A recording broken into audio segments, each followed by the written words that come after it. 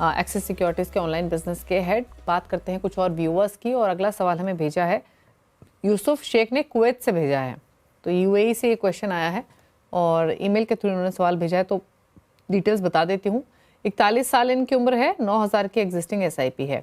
Portfolio की value हो चुकी है 2,87,000 रुपये, और 13 साल में 3 से 4 करोड़ का लक्ष्य है। साल में 2 बार ये 10% का स्टेप अप करते हैं, तो उस फैक्ट को भी ध्यान में रखना होगा।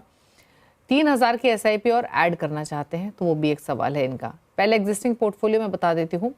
Baroda BNP credit risk 2,000 per month, 2,000 per month Kotak small cap, ICICI Pru balanced advantage में 1,500 पर मंथ, 1,500 पर मंथ है PGIM India mid cap opportunities, 1,500 per month UTI Nifty 50 index, और LIC mutual fund gold ETF में 1,500 per month.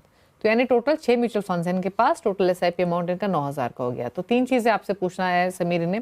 पहला तो ये कि existing funds कैसे हैं, कुछ बदलाव करने हैं क्या। दूसरा सवाल, 3,000 की जो एडिशनल एसआईपी कर रही हैं वो कहाँ करें।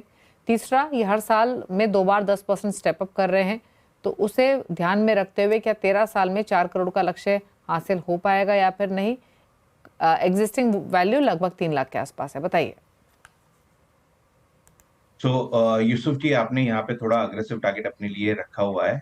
9,000 एसआईपी, और अगर आप 9,000 की करंट एसआईपी और 2,87,000 रुपीज जो आपका करंट पोर्टफोलियो है, अगर ये 12% का एवरेज रिटर्न जनरेट करते तो करीबन 62 लाख रुपीज का आपका एयूएम इकट्ठा होता है।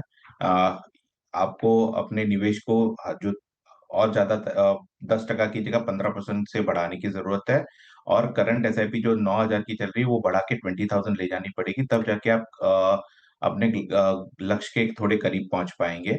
आपके पोर्टफोलियो को लेके सजेशन ये है कि आपका पोर्टफोलियो आज के डेट में 6 स्कीम है।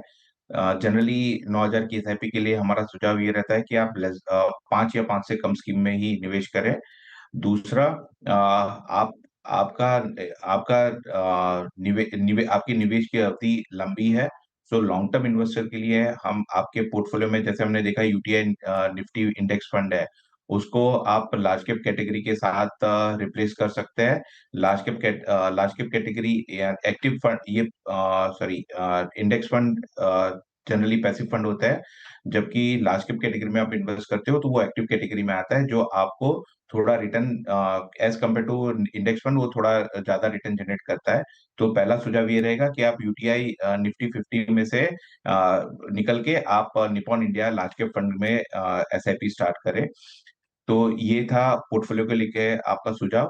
और दूसरा, आपके पोर्टफोलियो में हो सके तो एक स्कीम कम करके 4 स्कीम में आप निवेश करें। ओके, और ये जो एडिशनल 3,000 की एसआईपी करना चाहते हैं वो किस फंड में करें समीर।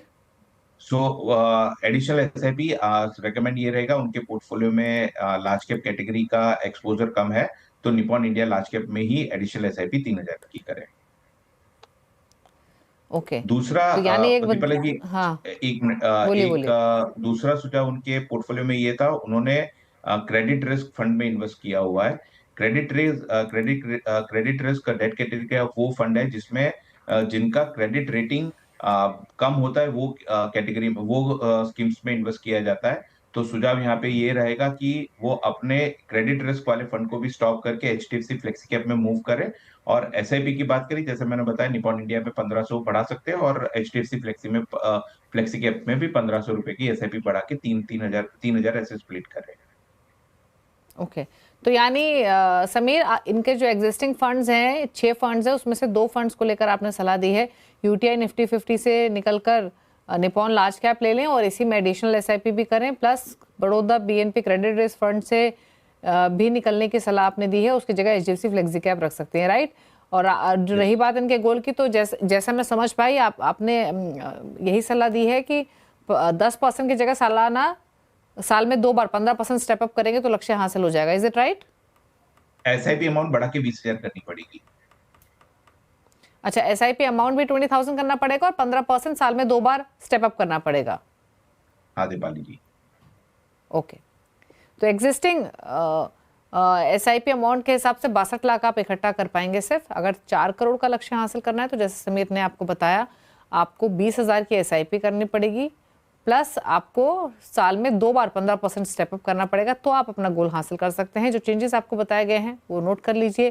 क्रेडिट रिस्क फंड जो है आपके पास बीएनपी बड़ौदा का, उससे आप निकल के एचडीएफसी फ्लेक्सी कैप में जाइए। निपॉन इंडिया लार्ज कैप आप पिक कीजिए यूटीआई निफ्टी 50 इंडेक्स फंड की जगह, और जो एडिशनल 3000 आपको डालने हैं वो बीसी फंड में डालिए।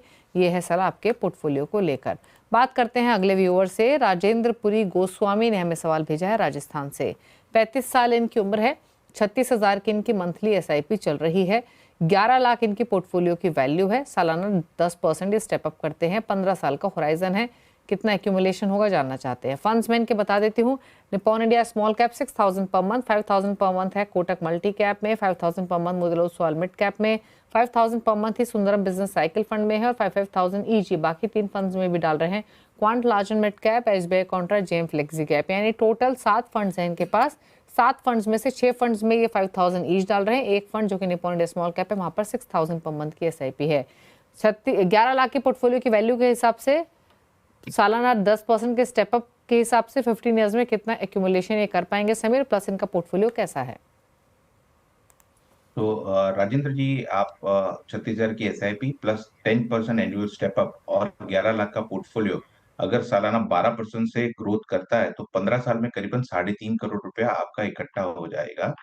अब बात करते हैं आपके पोर्टफोलियो की। तो पोर्टफोलियो में आपके अच्छी बात यह है कि आपने सिर्फ अपने पोर्टफोलियो को 7 स्कीमों में सीमित रखा है, जिससे आपका ओवर डाइवर्सिफिकेशन के रिस्क से आप बचे हुए हैं। सजेस्ट सुझाव ये रहेगा कि आप आगे भी 7 स्कीम से ज्यादा ना करें। दूसरा, आपके पोर्टफोलियो को हमने जब एनालिसिस किया तो उसमें एक dedicated large cap fund missing लग रहा है। तो सुझाव ये रहेगा कि आप अपने पोर्टफोलियो में जो एक थीमेटिक फंड है, सुंदरम का बिजनेस साइकिल फंड, इसमें से आप निकल के निपॉन इंडिया के लार्ज कैप के साथ उसको रिप्लेस करें। अगर आप अभी करना चाहे तो it it would be really good. Otherwise आप आपके एग्जिट स्ट्रेटेजी के हिसाब से जब भी आप सुंदरम बिजनेस साइकिल से निकलना चाहते हो तब जरूर उसको निपॉन इंडिया लार्ज कैप के साथ इसको रिप्लेस करें। ओके, तो यानी सुंदरम बिजनेस साइकिल फंड जो है उसे निकलकर Nippon India large cap fund आप पिक करें, यही एक बदलाव दिया गया है। बाकी आपका पोर्टफोलियो डाइवर्सिफाइड है। एक चीज़ और समीर, अगर इन फ्यूचर ये एलोकेशन बढ़ाना चाहें तो क्या इन एग्जिस्टिंग फंड्स में बढ़ाएं या कुछ नए फंड्स भी ऐड कर सकते हैं? मतलब कोई ऐसा फंड की जरूरत इनके पोर्टफोलियो में आपको लग रही है कि जो ये ऐड कर सकते हैं इनकेस अगर ये एसआईपी एलोकेशन या अमाउंट बढ़ाते हैं तो? दीपाली जी, इनका पोर्टफोलियो काफी हद तक वेल डाइवर्सिफाइड है। इनके फंड में सिर्फ लार्ज कैप फंड का एलोकेशन नहीं है। सो आगे जाके अभी 35 साल है, अगर 2 साल 3 साल बाद करते तो सुझाव यही रहेगा कि एग्जिस्टिंग की स्कीम में ही निवेश बढ़ाए, और अगर उनको ज्यादा इन्वेस्टमेंट करना है तो लार्ज कैप कैटेगरी में थोड़ा ज्यादा करें। बाकी उनके, अगर हम उनके पोर्टफोलियो के एस्पेक्ट से देखें तो लार्ज कैप है, लार्ज एंड मिड कैप है, स्मॉल कैप है, मिड कैप है, फ्लेक्सी कैप है। बहुत ही अच्छा फंड सिलेक्शन किया है इन्होंने। पोर्टफोलियो काफी स्टेबल और वेल डाइवर्सिफाइड है। सुझाव यही रहेगा कि इसमें ही बढ़ाए, नया स्कीम ना जोड़े। ओके, तो एग्जिस्टिंग फंड्स में ही आप रहें। सिर्फ एक बदलाव आपको सजेस्ट किया गया है, सुंदरम बिजनेस साइकिल फंड, उसकी जगह आपको Nippon India large cap fund add करना है। बाकी अगर इन फ्यूचर आप कोई अमाउंट बढ़ाते हैं तो इसी फंड में थोड़ा सा एक्सपोजर आप बढ़ा सकते हैं। गोल आप हासिल गोल नहीं, इनफैक्ट 15 ईयर्स में कितना कॉर्पस आप इकट्ठा कर पाएंगे ये आप जानना चाहते थे, तो उसके मुताबिक 15 साल में 3.5 करोड़ रुपए तो आप आसानी से कमा लेंगे। ये है आपके लिए सजेशन आपके इस एग्जिस्टिंग पोर्टफोलियो को लेकर। लेकिन चलिए अब बात करते हैं समीर के टॉप 4 फंड्स की, यानी वो फंड्स जो कि आप as a complete portfolio package के तौर पर भी देख सकते हैं और इंडिविजुअल पिक भी कर सकते हैं, लेकिन लॉन्ग टर्म होराइजन के साथ। बाकी पूछते हैं समीर से। समीर बताइए कौन से टॉप 4 फंड्स हैं और क्या ये कंप्लीट पोर्टफोलियो कॉल है या फिर इनमें से इंडिविजुअल फंड भी पिक किया जा सकता है?